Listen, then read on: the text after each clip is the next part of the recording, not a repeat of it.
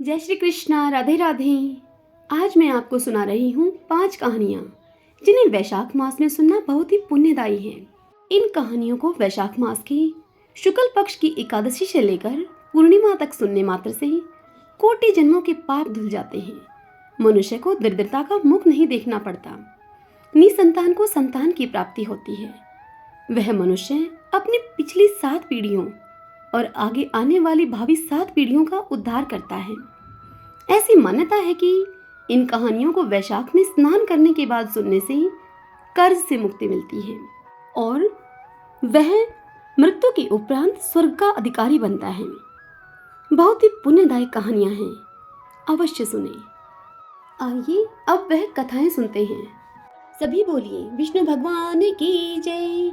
ओम नमो भगवते वासुदेवाय।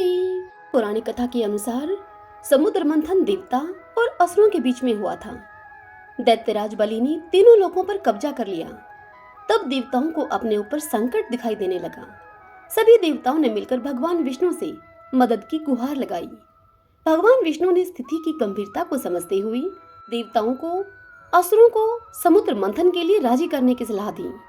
देवताओं की कोशिश रंग लाई और देवता समुद्र मंथन के लिए राजी हो गए और फिर समुद्र मंथन किया गया। वैशाख माह के शुक्ल पक्ष की एकादशी की तिथि को समुद्र मंथन से अमृत कलश निकला, जिसे प्राप्त करने के लिए एक बार फिर देवताओं और असुरों में विवाद की स्थिति पैदा हो गई। देवताओं को डर था कि यदि अमृत दैत्यों ने पी लिया तो ये अमर और अत्यंत शक्तिशाली हो जाएंगे। इस स्थिति से बचने के लिए देवताओं ने भगवान विष्णु से फिर मदद की गुहार लगाई। तब भगवान विष्णु ने मोहिनी का रूप लिया और राक्षसों से अमृत को बचाते हुए देवताओं को अमृत पिला दिया। इससे देवता अमर हो गए। जिस दिन भगवान विष्णु ने मोहिनी रूप लिया था उस दिन एकादशी की तिथि थी। इसीलिए वैशाख मास के शुक्ल पक्ष की एकादशी को मोहिनी एकादशी कहा जाता है। प्राचीन काल में कश्मीर देश में देवव्रत नाम के एक ब्राह्मण थे। उनके सुंदर रूप वाली एक कन्या थी जो मालिनी के नाम से प्रसिद्ध थी। ब्राह्मण ने उस कन्या का विवाह सत्यशील नामक बुद्धिमान द्विज के साथ कर दिया। मालिनी कुमार्ग पर चलने वाली पुष्पांजलि होकर स्वच्छंदता पूर्वक इधर उधर रहने लगी। वह केवल आभूषण धारण करने के लिए पति का जीवन चाहती थी। वह पति की हितैषणी नहीं थी। उसके घर में काम काज करने के बहाने से एक उपपति रहा करता था। सभी जाति के मनुष्य जार के रूप में उसके यहाँ ठहरते थे। वह कभी पति की आज्ञा का पालन करने में तत्पर नहीं हुई। इसी दोष से उसके सभी अंगों में कीड़े पड़ गए। तो काल, अनंतक और यम की भांति उसकी हड्डियों को भी छेदे डालते थे। उन कीड़ों से उसकी नाक, जीवा और कानों का उच्छेद हो गया। स्तन तथा अंगुलियां गल गई। उसमें पंगुता भी आ गई। इन सब कलेशों से मृत्यु को प्राप्त होकर वह नरक की यातनाएं भोगने लगी। 1,50,000 वर्षों तक वह तांबे के भांड में रहकर जलाई गई। 100 बार उसे कुत्ते की योनि में जन्म लेना पड़ा। तत्पश्चात शौवीर देश में पदम बंधु नामक ब्राह्मण के घर में वह अनेक दुखों से घिरी हुई कुतिया हुई। उस समय भी उसके कान, नाक, पूंछ और पैर कटे हुए थे। उसके सिर में कीड़े पड़ गए थे और योनि में भी कीड़े भरे थे। हे राजन, इस प्रकार 30 वर्ष बीत गए। एक दिन वैशाख के शुक्ल पक्ष की द्वादशी तिथि को पदम बंधु का पुत्र नदी में स्नान करके पवित्र होकर भीगे हुए वस्त्रों से घर आया। उसने तुलसी की वेदी के पास जाकर अपने पैर धोए। दैव योग से वह कुतिया वेदी के नीचे सोई हुई थी। सूर्योदय से पहले का समय था। ब्राह्मण कुमार के चरणोदक से वह नहा गई और तत्काल उसके सारे पाप नष्ट हो गए। फिर तो उसी क्षण उसे अपने पूर्व जन्मों का स्मरण हो आया। पहले के कर्मों की याद आने से वह कुतिया तपस्वी के पास जाकर दीनता पूर्वक पुकार करने लगी। वह बोली कि हे मुने, आप हमारी रक्षा करें। तत्पश्चात उसने पदम बंधु मुनि के पुत्र से अपने पूर्व जन्म के दुराचार पूर्ण वृत्तांत सुनाए और यह भी कहा कि हे ब्राह्मण, जो कोई भी दूसरी युवती पति के ऊपर वशीकरण का प्रयोग करती है वह दुराचारणी मेरी ही तरह तांबे के पात्र में पकाई जाती है। पति स्वामी है, पति गुरु है और पति उत्तम देवता है। साध्वी स्त्री उस पति का अपराध करके कैसे सुख पा सकती है? पति का अपराध करने वाली स्त्री सैकड़ों बार तिर्यक योनि अर्थात पशु पक्षियों की योनि में आकर और अरबों बार कीड़े की योनि में जन्म लेती है। इसलिए स्त्रियों को सदैव अपने पति की आज्ञा पालन करना चाहिए। हे ब्राह्मण, आज मैं आपकी दृष्टि के सम्मुख आई हूँ। यदि आप मेरा उद्धार नहीं करेंगे तो मुझे पुनः इसी यातनापूर्ण घृणित योनि का दर्शन करना पड़ेगा। अतः हे विप्रवर, मुझ पापाचारिणी को वैशाख शुक्ल पक्ष में अपना पुण्य प्रदान करके मुझे आप उबार लीजिए। आपने जो पुण्य की वृद्धि करने वाली द्वादशी की है, उसमें स्नान, दान और अन्न भोजन कराने से जो पुण्य हुआ है, उससे मुझ दुराचारिणी का भी उद्धार हो जाएगा। हे महाभाग, हे दीनवत्सल, मुझ दुखिया के प्रति दया कीजिए। आपके स्वामी जगदीश्वर जनार्दन दीनों के रक्षक हैं। उनके भक्त भी उन्हीं के समान होते हैं। हे दीनवत्सल, मैं आपके दरवाजे पर रहने वाली कुतिया हूँ। मुझ दीना के प्रति आप दया कीजिए, मेरा आप उद्धार कीजिए। अंत में मैं आप द्विजेंद्र को नमस्कार करती हूँ। उस कुतिया का ऐसा वचन सुनकर मुनि के पुत्र ने उससे कहा कि हे कुतिया, सब प्राणी अपने किए हुए कर्मों के ही सुख दुख रूप फल भोगते हैं। जैसे सांप को दिया हुआ शर्करा मिश्रित दूध केवल विष की वृद्धि करता है, ठीक उसी प्रकार पापी को दिया हुआ पुण्य उसके पाप में सहायक होता है। मुनि कुमार के ऐसा कहने पर कुतिया दुख में डूब गई और उसके पिता के पास जाकर आर्त स्वर से कंदन करती हुई उससे बोली, हे पदम बंधु बाबा, मैं तुम्हारे दरवाजे की कुतिया हूँ। मैंने सदा तुम्हारी जूठन खाई है। तुम मेरी रक्षा करो, मुझे बचाओ। ग्रस्त महात्मा के घर पर जो पालतू जीव रहते हैं, उनका उद्धार करना चाहिए। यह वेद वेदाओं का मत है। चांडाल, कौवे, कुत्ते ये प्रतिदिन ग्रस्तों के दिए हुए टुकड़े खाते हैं, अतः उनकी दया के पात्र हैं। जो अपने ही पाले हुए रोग आदि से ग्रस्त एवं असमर्थ प्राणी का उद्धार नहीं करता, वह तो नरक में पड़ता है। यह विद्वानों का मत है। संसार की सृष्टि करने वाले भगवान विष्णु एक को कर्ता बनाकर स्वयं ही पत्नी, पुत्र आदि के व्यास से समस्त जंतुओं का पालन करते हैं। अतः अपने पोष्य वर्ग की रक्षा करनी चाहिए। यह भगवान की आज्ञा है। दयालु होने के कारण आप मेरा उद्धार कीजिए। दुख से आतुर हुई कुतिया की यह बात सुनकर घर में बैठा हुआ मुनि पुत्र तुरंत घर से बाहर निकला। इसी समय दयानिधान पदम बंधु ने कुतिया से पूछा कि यह क्या वृतांत है। तब पुत्र ने सब समाचार कह सुनाया। उसे सुनकर पदम बंधु बोले कि बेटा, तुमने कुतिया से ऐसा वचन क्यों कहा? साधु पुरुषों के मुंह से ऐसी बात नहीं निकलती। हे वत्स, देखो, सब लोग दूसरों का उपकार करने के लिए उद्यत रहते हैं। चंद्रमा, सूर्य, वायु, रात्रि, अग्नि, जल, चंदन, वृक्ष और साधु पुरुष सदा दूसरों की भलाई में लगे रहते हैं। दैत्यों को महाबली जानकर महर्षि दधीची ने देवताओं का उपकार करने के लिए दया पूर्वक उन्हें अपने शरीर की हड्डी तक दे दी थी। हे महाभाग, पूर्व काल में राजा शिबी ने कबूतर के प्राण बचाने के लिए भूखे बाज को अपने शरीर का मांस तक दे दिया था। पहले इस पृथ्वी पर जिमूतवाहन नाम के राजा हो गए हैं। उन्होंने एक सर्प का प्राण बचाने के लिए महात्मा गरुड़ को अपना जीवन समर्पित कर दिया था। इसलिए विद्वान ब्राह्मण को दयालु होना चाहिए। क्या देवराज इंद्र शुद्ध स्थानों में ही वर्षा करते हैं, अशुद्ध स्थानों में जल नहीं बरसाते? क्या चंद्रमा चांडालों के घर में प्रकाश नहीं करते? अतः बार बार प्रार्थना करने वाली इस कुतिया का मैं अपने पुण्यों से उद्धार करूंगा।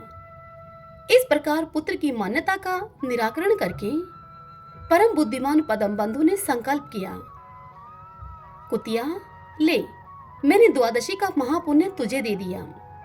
ब्राह्मण के इतना कहते ही कुतिया ने सहसा अपने प्राचीन शरीर का त्याग कर दिया और दिव्य देह धारण करके दिव्य वस्त्र आभूषणों से विभूषित होकर दशों दिशाओं को प्रकाशित करती हुई ब्राह्मण की आज्ञा लेकर स्वर्गलोक को चली गई।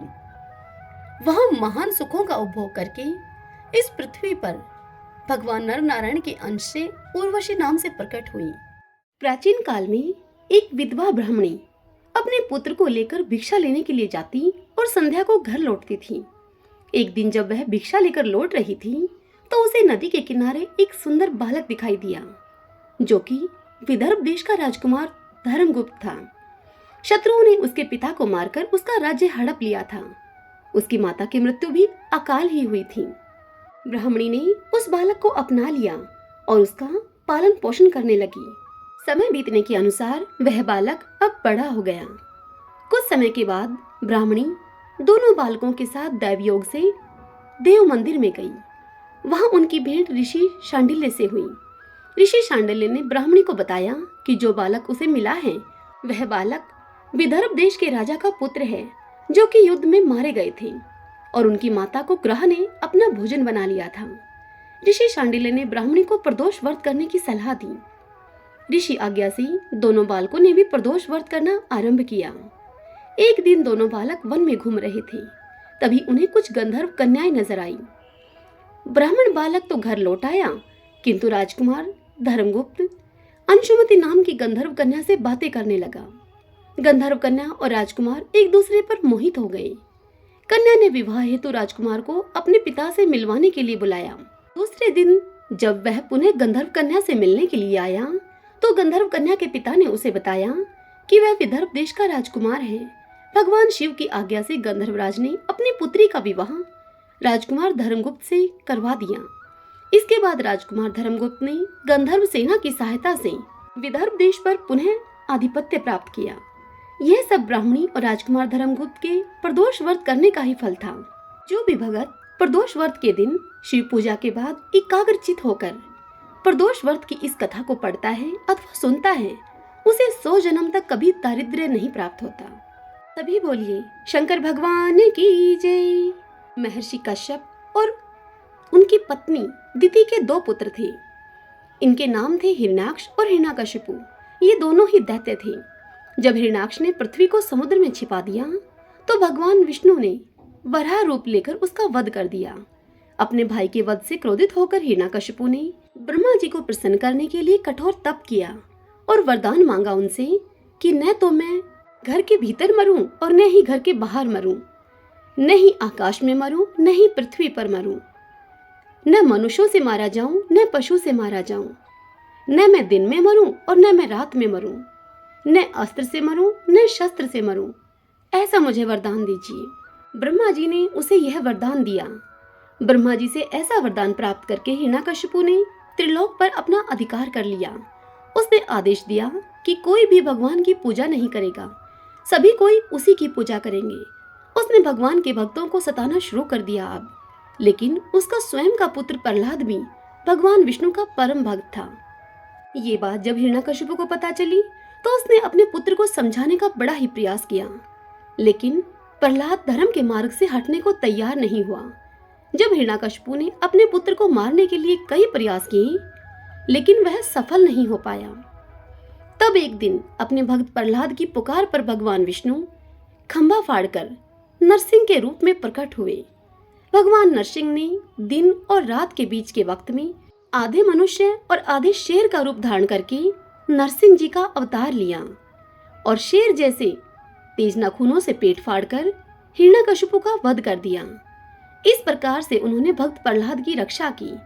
उनका क्रोध जब शांत हुआ तब उन्होंने कहा और आशीर्वाद दिया कि जो भी भक्त वैशाख मास के शुक्ल पक्ष की चतुर्दशी को उनके निमित्त व्रत रखेगा और नरसिंह प्रकाट्य की कथा को सुनेगा, वह सभी तरह के कलेशों से दुखों से दूर रहेगा। बोलिए नरसिंह भगवान की जय। मध्य प्रदेश में एक धन शर्मा नामक ब्राह्मण रहता था। उसमें पाप का लेश मात्र भी नहीं था। एक दिन वह कुशादी के लिए वन में गया। वहां उसने एक अद्भुत बात देखी। उसे वहां वन में 3 प्रेत दिखाई दिए जो बड़े ही दुष्ट और भयंकर थे। धन शर्मा उनको देखकर डर गया। उन प्रेतों के केश ऊपर को उठे हुए थे, लाल लाल आंखें, काले काले दांत और सूखा हुआ उनका पेट था। धर्म शर्मा ने उनसे पूछा कि तुम लोग कौन हो? नार की अवस्था तुम्हें कैसे प्राप्त हुई? मैं भय से आतुर और दुखी हूँ, दया का पात्र हूँ, मेरी रक्षा करो। मैं भगवान विष्णु का दास हूँ, मेरी रक्षा करने से भगवान तुम लोगों का भी कल्याण करेंगे। भगवान विष्णु ब्राह्मणों के हितैषी हैं, मुझ पर दया करने से वे तुम्हारे ऊपर संतुष्ट होंगे। श्री विष्णु का अलसी के समान श्याम वर्ण है, मुझ पर दया करने से वे तुम पर संतुष्ट होंगे। वे श्री विष्णु पीतांबरधारी हैं, उनका नाम जप करने से, नाम जप का श्रवण करने से सब पापों का क्षय हो जाता है। भगवान आदि और अंत से रहित शंख चक्र एवं गदा धारण करने वाले, अविनाशी कमल के समान नेत्रों वाले तथा प्रेतों को मोक्ष प्रदान करने वाले हैं। भगवान विष्णु का नाम सुनने मात्र से ये पिशाच संतुष्ट हो गए उनका भाव पवित्र हो गया। वे दया और उदारता के वशीभूत हो गए। ब्राह्मण के कहे हुए वचन से उन्हें बड़ी ही प्रसन्नता हुई। उसके पूछने पर वे प्रेत इस प्रकार उस ब्राह्मण से बोले। प्रेतों ने धर्मशर्मा से कहा कि हे विप्र, तुम्हारे दर्शन मात्र से तथा भगवान श्री हरि का नाम सुनने से हम इस समय दूसरे ही भाव को प्राप्त हो गए हैं। हमारा भाव बदल गया है, हम दयालु हो गए हैं। वैष्णव पुरुष का समागम निश्चय ही पापों को दूर भगाता है, कल्याण से संयोग कराता है तथा शीघ्र ही यश का विस्तार करता है। हम लोगों का तुम परिचय सुनो। यह पहला कृतघ्न नाम का प्रेत है, दूसरी का नाम विधयवत है और तीसरा मैं हूँ, मेरा नाम अवैशाख है। मैं तीनों में अधिक पापी हूँ। इस प्रथम पापी ने सदा ही कृतघ्नता की है, अतः इसके कर्म के अनुसार ही इसका नाम कृतघ्न पड़ा है। हे ब्राह्मण, यह पूर्व जन्म में सुदास नामक द्रोही मनुष्य था, सदा कृतघ्नता किया करता था। उसी पाप से यह इस अवस्था को पहुंचा है। अत्यंत पापी, ध्रुत तथा गुरु और स्वामी का अहित करने वाले मनुष्य के लिए भी पापों से छूटने का उपाय है, परंतु कृतघ्न के लिए कोई प्रायश्चित नहीं है। इस दूसरे पापी ने देवताओं का पूजन किए बिना ही सदा अन्न का भोजन किया है। इसने गुरु और ब्राह्मणों को भी कभी दान नहीं दिया है, इसलिए इसका नाम विधयवत हुआ है। यह पूर्व जन्म में हरिवीर नाम से विख्यात राजा था। 10,000 गांवों पर इसका अधिकार था। यह रोष, अहंकार तथा नास्तिकता के कारण गुरुजनों की आज्ञा का उल्लंघन करने में सदैव तत्पर रहता था। प्रतिदिन 5 महायज्ञों का अनुष्ठान किए बिना ही खाता और ब्राह्मणों की निंदा किया करता था। उसी पाप कर्म के कारण यह बड़े बड़े नरकों का कष्ट भोगकर इस समय विधयवत नामक प्रेत हुआ है। अवैशाख नामक तीसरा प्रेत मैं हूँ। मैं पूर्व जन्म में ब्राह्मण था। मध्य प्रदेश में मेरा जन्म हुआ था। मेरा गोत्र और नाम गौतम था। मैं वासपुर गांव में निवास किया करता था। मैंने वैशाख मास में भगवान माधव की प्रसन्नता के उद्देश्य से कभी स्नान नहीं किया, दान और हवन भी नहीं किया। विशेषतः वैशाख मास से संबंध रखने वाला कोई कर्म नहीं किया। वैशाख में भगवान मधुसूदन का पूजन भी नहीं किया तथा विद्वान पुरुषों को दान आदि से संतुष्ट भी नहीं किया। वैशाख मास की एक भी पूर्णिमा को, जो कि पूर्ण फल प्रदान करने वाली है, मैंने स्नान, दान, शुभ कर्म, पूजा तथा पुण्य के द्वारा उसके व्रत का पालन भी नहीं किया। इससे मेरा सारा वैदिक कर्म निष्फल हो गया। मैं अवैशाख नामक प्रेत होकर सब और विचरता हूँ। अब हम तीनों के प्रेत योनि में पड़ने का जो कारण है वह सब मैंने तुम्हें बता दिया है। अब तुम हम लोगों का पाप से उद्धार करो, क्योंकि तुम विप्र हो। हे ब्राह्मण, पुण्य आत्मा साधु पुरुष तीर्थों से भी बढ़कर हैं। वे शरण में आए हुए महान पापियों का भी नरक से उद्धार कर देते हैं, उन्हें भी नरक से तार देते हैं। जो मनुष्य सदा गंगा आदि संपूर्ण तीर्थों में स्नान करता है तथा जो केवल साधु पुरुषों का संग करता है, उनमें साधु संग करने वाला पुरुष ही श्रेष्ठ है। अतः तुम मेरा उद्धार करो। अथवा मेरा एक पुत्र है जो धनशर्मा नाम से विख्यात है। हे स्वामिन, तुम उसी के पास जाकर ये सब बातें समझाओ। हमारे लिए तुम इतना परिश्रम करो। हे विप्र, जो दूसरों का कार्य उपस्थित होने पर उसके लिए उद्योग करता है, उसे उसका पूर्ण फल मिलता है। वह यज्ञ, दान और शुभ कर्मों से भी अधिक फल का भागी होता है। प्रेत का वचन सुनकर धनशर्मा को बड़ा ही दुख हुआ। उसने यह जान लिया कि ये मेरे पिता हैं जो नरक में पड़े हुए हैं। तब वह सर्वथा अपनी निंदा करते हुए उनसे बोला।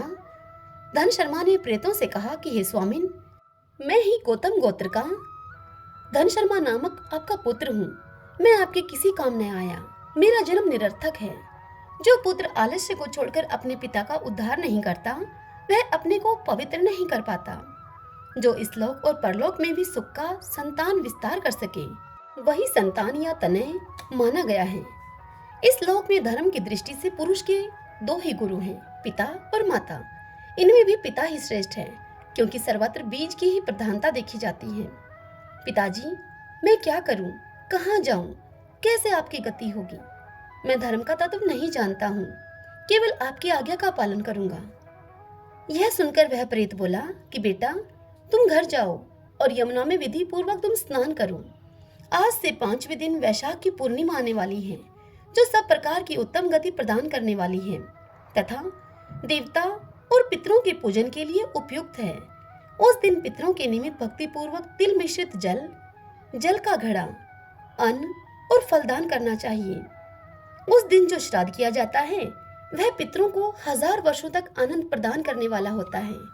जो वैशाख की पूर्णिमा को विधि पूर्वक स्नान करके 10 ब्राह्मणों को खीर का भोजन कराता है वह सब पापों से मुक्त हो जाता है। जो धर्मराज की प्रसन्नता के लिए जल से भरे हुए 7 घड़े दान करता है वह अपनी 7 पीढ़ियों को तार देता है। हे बेटा, त्रयोदशी, चतुर्दशी तथा पूर्णिमा को भक्ति प्राण होकर स्नान, जप, दान, होम और श्री माधव का तुम पूजन करो और उससे जो फल हो वह हम लोगों को समर्पित कर दो। ये दोनों प्रेत भी मेरे परिचित हो गए हैं, अतः इनको इसी अवस्था में छोड़कर मैं स्वर्ग में नहीं जा सकता। इन दोनों के पाप का भी अब अंत आ गया है। बहुत अच्छा कहकर वह श्रेष्ठ ब्राह्मण देव शर्मा अपने घर को गया और वहां जाकर उसने सब कुछ उसी तरह से किया। वह प्रसन्नता पूर्वक परम भक्ति के साथ वैशाख स्नान और दान करने लगा। वैशाख की पूर्णिमा के आने पर उसने आनंद पूर्वक भक्ति से स्नान किया और बहुत से दान करके उन सबको पृथक पृथक पुण्य प्रदान किया। उस पवित्र दान के संयोग से वे सब आनंद मगन होकर विमान पर बैठकर तत्क्षण ही स्वर्ग को चले गए। ब्राह्मणों में श्रेष्ठ धर्मशर्मा भी श्रुति, स्मृति और पुराणों का ज्ञाता था। वह चिरकाल तक उत्तम भोग भोग कर अंत में ब्रह्मालोक को प्राप्त हुआ। अतः यह वैशाख की पूर्णिमा परम पुण्यमयी और समस्त विश्व को पवित्र करने वाली है। इसका महात्म्य बहुत बड़ा है, अतएव मैंने संक्षेप से तुम्हें इसका महात्म्य बतला दिया है। जो वैशाख मास में प्रातःकाल स्नान करके नियमों के पालन से विशुद्ध चित होकर भगवान मधुसूदन की पूजा करते हैं वे ही पुरुष धन्य हैं, वे ही पुण्य आत्मा हैं तथा वे ही संसार में पुरुषार्थ के भागी हैं। जो मनुष्य वैशाख मास में सवेरे स्नान करके संपूर्ण यम नियमों से युक्त होकर भगवान श्री लक्ष्मीपति की आराधना करता है वह निश्चय ही अपने पापों का नाश कर डालता है। जो प्रातःकाल उठकर श्री विष्णु की पूजा के लिए गंगा जी के जल में डुबकी लगाते हैं उन्हीं पुरुषों ने समय का सदुपयोग किया है। वे ही मनुष्यों में धन तथा पाप रहित हैं। वैशाख मास में प्रातःकाल नियम युक्त होकर मनुष्य जब तीर्थ में स्नान करने के लिए पैर बढ़ाता है उस समय श्री माधव के स्मरण और नाम कीर्तन से उसका एक एक पग आश्वमेध यज्ञ के समान पुण्य देने वाला होता है। श्री हरि के प्रियतम वैशाख मास के व्रत का यदि पालन किया जाए तो यह मेरु पर्वत के समान बड़े उग्र पापों को भी जलाकर भस्म कर डालता है। हे विप्रवर, तुम पर अनुग्रह होने के कारण मैंने यह प्रसंग संक्षेप से तुम्हें बता दिया है। जो मेरे कहे हुए इस इतिहास को भक्ति पूर्वक सुनेगा वह भी समस्त पापों से मुक्त हो जाएगा और उसे मेरे लोक अर्थात यमलोक में नहीं आना पड़ेगा। वैशाख मास के व्रत का विधि पूर्वक पालन करने से अनेकों बार के किए हुए ब्रह्म हत्या आदि पाप भी नष्ट हो जाते हैं, यह निश्चित बात है।